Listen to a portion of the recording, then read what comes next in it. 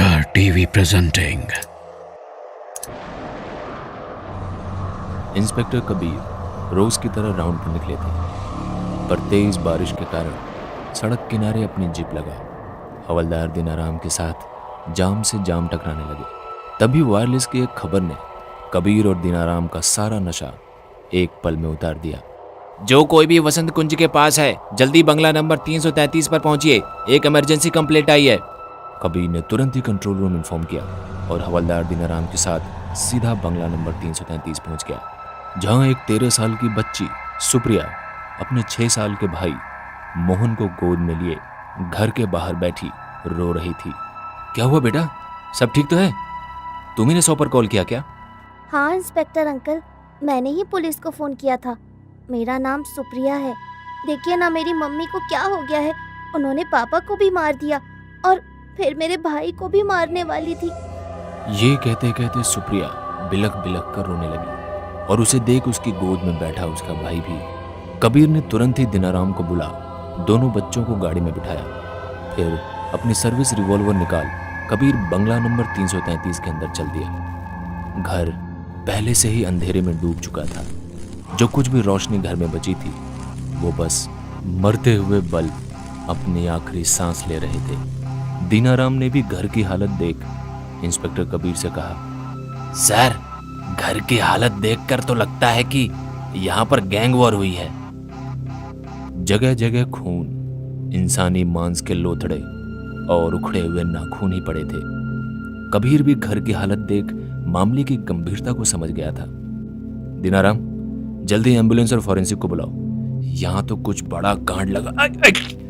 इससे पहले कबीर अपनी बात पूरी कर पाता, एक औरत ने उस पर हमला कर दिया और दोनों की हाथापाई होने लगी। हवलदार दिनाराम भी कबीर को बचाने बीच में कूदा, लेकिन उस औरत ने अपने एक हाथ से हवलदार दिनाराम को हवा में उठा कमरे के एक कोने में फेंक दिया। फिर कबीर की छाती को अपने नाखूनों से चीरने की कोशिश करने लगी। कबीर के लिए जिंदगी और मौत का पल बन गया था। अगर उसने जल्दी कुछ नहीं किया तो उसे जिंदा से मुर्दा बनने में ज्यादा देर नहीं लगने वाली थी। बहुत जद्दोजहद के बाद उस औरत के नाखून कबीर की छाती में घुस चुके थे, जिसके दर्द से कबीर की आंखों की पुतलियां फटने को हो गई थी कि अचानक ही एक गोली से सारा मामला शांत हो गया। हवलदार दिनाराम ने उस औरत के कंधे पर गोली मार उसे बेहोश कर दिया। औरत को इतना शक्तिशाली देख दोनों को इस बात का शक हो गया था कि वो इस दुनिया से नहीं बल्कि उस दूसरी दुनिया से आई हुई है। दोनों किसी तरह जिंदा बच गए थे और गोली लगने के कारण उस औरत की हालत नाजुक हो गई थी। इसलिए दिनाराम ने तुरंत ही एम्बुलेंस और फॉरेंसिक को फोन कर बंगला नंबर 333 पर बुला लिया। पर उन्हें आने में अभी कुछ वक्त था, इसलिए किसी तरह खुद को संभाल एक बार फिर दोनों पूरे घर की तफ्तीश करने में लग गए। पर अब मामला बद से बदतर होता दिखाई पड़ रहा था। गौर से देखने पर पता चल रहा था कि घर की दीवारों पर किसी ने अपने हाथ को घिस घिस कर खून से कुछ मंत्र लिख रखे हैं, क्योंकि अक्षरों के साथ हाथ के नाखून भी चिपके हुए थे और मंत्र न उर्दू में थे और ना ही संस्कृत और हिंदी में। साहब, ये तो किसी सनकी का काम लगता है।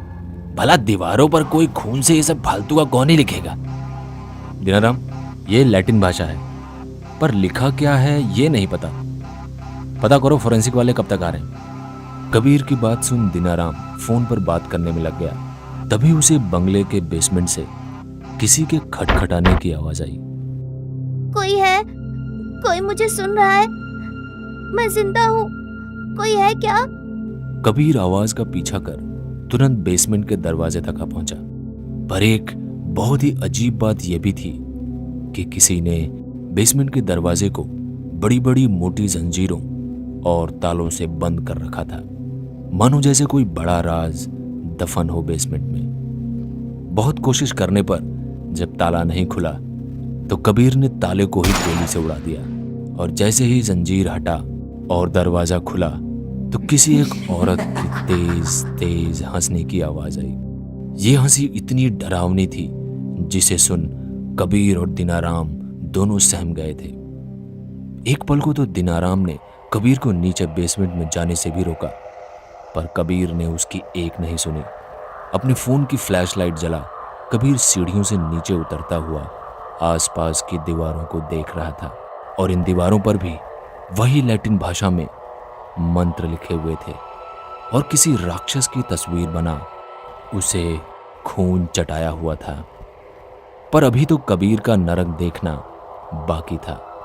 वो फोन की फ्लैशलाइट जला जैसे ही नीचे पहुंचा तो उसके होश उड़ गए। बेसमेंट में कम से कम 15 से 20 लाशें पड़ी हुई थी, जिनके धड़ पर सिर नहीं थे, उंगलियों के नाखून घिस चुके थे, और हर लाश के जिस्म पर उन्हीं लैटिन भाषा में मंत्रों को किसी कटीली चीज से उकारा गया था, जिससे पूरे शरीर पर खून के थक्के जम गए थे। और इन्हीं लाशों के बीच कबीर को वो दिखा जिसकी उसने कभी कल्पना भी नहीं करी थी। वो तुरंत ही सब कुछ छोड़ वापस घर के बाहर गाड़ी के पास आ गया था और बच्चों को ढूंढने लगा, क्योंकि कबीर ने बेसमेंट की दीवार पर उन्हीं दोनों बच्चों के उधड़े हुए शरीर को किलों से उल्टा दीवार में ठुका हुआ देखा था। एक ऐसा मंजर जिसकी आप नर्क में भी कल्पना नहीं कर सकते थे। इससे पहले कबीर को समझ पाता, फॉरेंसिक और एम्बुलेंस दोनों एक साथ आ गई, पर कबीर तो बस अपने आप में ही जूझ रहा था। क्या घर के बाहर उसने जिन बच्चों को देखा था वो क्या सच में जिंदा थे?